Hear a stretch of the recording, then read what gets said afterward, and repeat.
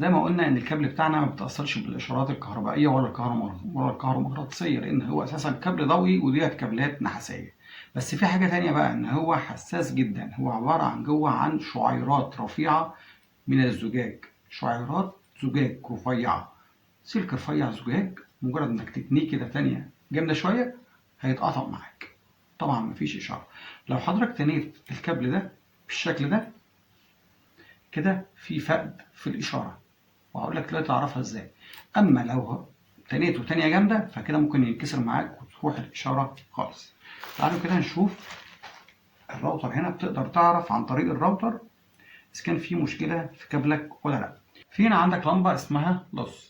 اللمبه ديت لو بتنور وتطفي اعرف ان في مشكله في الكابل. يعني ممكن مثلا يكون الكابل بتاعك متني.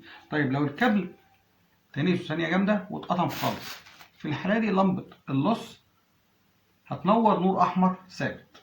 يبقى في حاله تاني السلك او في حاله ضعف الاشاره عامه اللمبه ديت بتنور وتطفي، اما في حاله فقدان الاشاره بتنور احمر ثابت.